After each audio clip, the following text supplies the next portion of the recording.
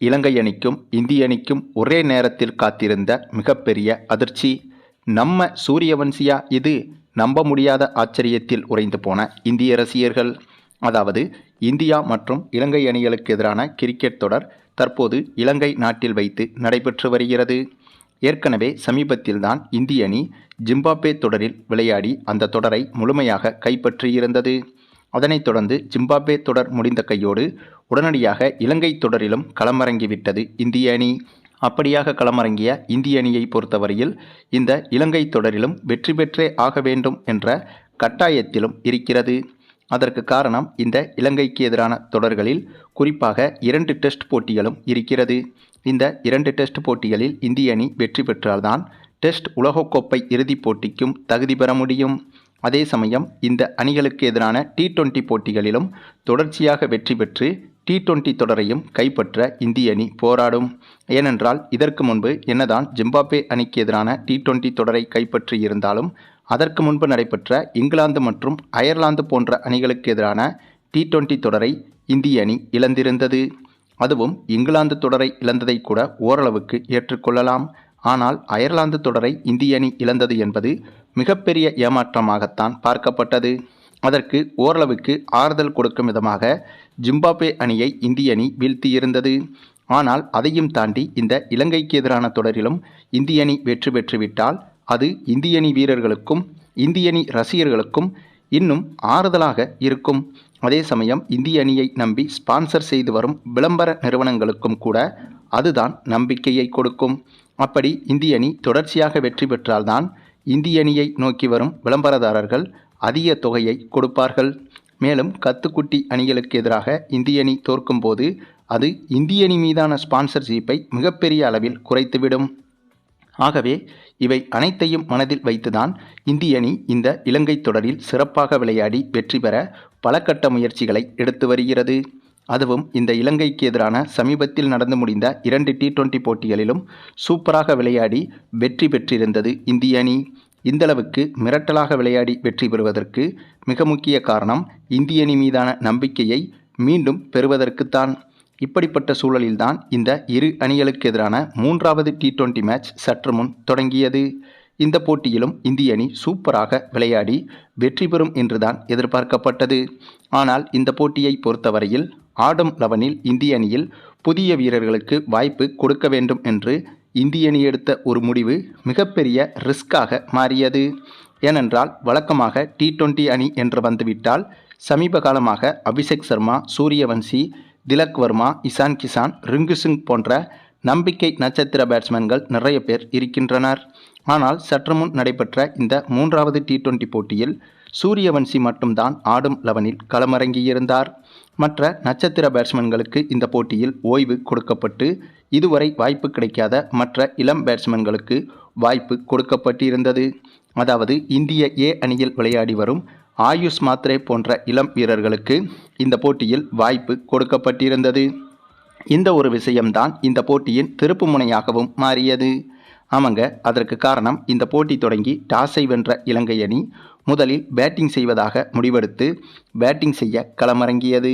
நல்ல வேளையாக இந்த போட்டியில் பந்து வீச்சாளர்களுக்கு புதிதாக இளம் வீரர்களுக்கு வாய்ப்பு கொடுக்கப்படவில்லை. அதனால் பந்து வீச்சில் இந்த போட்டியில் இந்திய அணி ஓரளவுக்கு சிறப்பாகவே செயல்பட்டிருந்தது. என்னதான் இந்த போட்டியில் இலங்கை பேட்ஸ்மேன்கள் சூப்பராக விளையாடியிருந்தாலும் சரியாக 169 ரன்களிலேயே இலங்கை அணியை சுருட்டியது இந்திய அணி. இதன் காரணமாக இலக்கு என்பது மிகப்பெரிய அளவில் இல்லை என்பதால் இந்த போட்டியில் இந்திய அணி ஓரளவுக்கு சமாளித்து வெற்றி பெற்றுவிடும் என்றுதான் எதிர்பார்க்கவும் பட்டது. அந்த ஒரு எதிர்பார்ப்பில்தான் இந்த போட்டியில் இந்திய அணியும் பேட்டிங் செய்ய களமிறங்கியது. இந்த முறை ஓப்பனிங்கிலும் சூரியவன்சிக்கு வாய்ப்பு கொடுக்கப்படவில்லை. என்னதான் ஆடும் 11 சூரியவன்சி இருந்தாலும் இளம் பேட்ஸ்மேன்களுக்கு வாய்ப்பு கொடுக்க வேண்டும் என்று சூரியவன்சியை ஓப்பனிங் இறக்கவில்லை. மேலும் சூரியவன்சியும் கூட இளம் பேட்ஸ்மேன் தான். ஆனால் கடந்த சில போட்டிகளாக தொடர்ச்சியாக இவர் விளையாடிவிட்டார். ஆகவே தொடர்ச்சியாக விளையாடாத மற்ற பேட்ஸ்மேன்களுக்கு இந்த போட்டியில் வாய்ப்பு கொடுக்கப்பட்டிருந்தது. அப்படியாக இந்த போட்டியில் புது இளம் இந்திய வீரர்கள் களமிறங்கி ஓரளவுக்கு சூப்பராக விளையாடினார்கள் என்று சொல்ல முடியவில்லை என்றாலும் சுமாராக சூப்பராக விளையாடினார்கள் என்றுதான் சொல்ல வேண்டும். ஏனென்றால் இது ஒரு T20 போட்டி என்பது மனதில் இருந்தாலும் ஒவ்வொரு பேட்ஸ்மேன்களும் இந்த போட்டியில் அவர்கள் எதிர்கொண்ட பந்துகளுக்கும் ரன்களுக்கும் சரிசமமாகத்தான் ரன்களை எடுத்திருந்தனர். 21 பந்தில் 20 ரன்கள், 24 பந்தில் 26 ரன்கள், 32 பந்தில் 30 ரன்கள் என இப்படியாக அவர்கள் எதிர்கொள்ளும் பந்துகளுக்கும் ரன்களுக்கும் சமமாக இருப்பது போலவே எடுத்து வந்தனர். இதன் காரணமாக ஒரு கட்டத்தில் இந்திய அணி எடுக்க வேண்டிய ரன்களை விட பந்துகள் என்பது மிகவும் குறைவாக இருந்தது. அதுவும் ஒரு சமயத்தில் கடைசி 18 பந்தில் 42 ரன்கள் எடுக்க வேண்டிய கடினமான சூழல் உருவானது. அந்த சமயத்தில்தான் சரியாக நம்முடைய சூரியவன்சி களமிறங்கினார். ஆனாலும் கூட துரதிருஷ்டவசமாக கடைசி 3 ஓவர்களுக்கு முன்னால் பேட்டிங் செய்ய சூரியவன்சி களமிறங்கினாலும் அந்த சமயத்தில் சூரியவன்சிக்கு பேட்டிங் ஸ்ட்ரைக் என்பது அவ்வளவாக கிடைக்கவில்லை. இதனால் களத்தில் இறங்கியும் பேட்டிங் செய்ய அவ்வளவாக வாய்ப்பு கிடைக்காததால் இந்திய அணியின் நிலைமை இன்னும் மோசமாக மாறியது. பின்னர் அப்படி இப்படி ஓரளவுக்கு போராடிய இந்திய அணி கடைசி ஓவர் வரை வந்தபோது கடைசி ஓவரில் கடைசி 4 பந்துகளில் 28 ரன்கள் தேவை என்ற வெற்றி பெறவே முடியாத சூழ்நிலை உருவானது. அதாவது கடைசி 4 பந்தில் 4 சிக்சர்கள் அடித்தாலும் 24 ரன்கள் தான் வரும். அந்த சமயத்தில் இந்திய அணியால் வெற்றி பெறவே முடியாது என்பது உறுதியாக தெரிந்துவிட்டது. அதே நேரம் அப்போதே இலங்கை அணி வீரர்களும் அவர்களது வெற்றியை கொண்டாட தொடங்கிவிட்டனர். இதை பெரும்பாலான பல கிரிக்கெட் அணிகள் செய்வதுண்டு. அதே போலத்தான் இலங்கை அணியும் வெற்றிக்கு முன்பே வெற்றி பெற்றுவிட்டோம் என்று கொண்டாட்டத்தில் இறங்கிவிட்டனர். இவர்கள் செய்தது ஒன்றும் பெரிய தவறும் கிடையாது. அப்போதுதான் பலரும் நம்ப முடியாத அந்த ஒரு வித்தியாசமான சம்பவமும் அரங்கேறியது. ஆமாங்க, கடைசி 4 பந்துகளையும் எதிர்கொள்ள பேட்டிங் ஸ்ட்ரைக்கில் இருந்தது நம்முடைய சூரியவன்சிதான். ஆகவே அந்த கடைசி 4 பந்தில் முதல் 2 பந்துகளை அடுத்தடுத்து சிக்ஸருக்கு பறக்க விட்டார் சூரியவன்சி.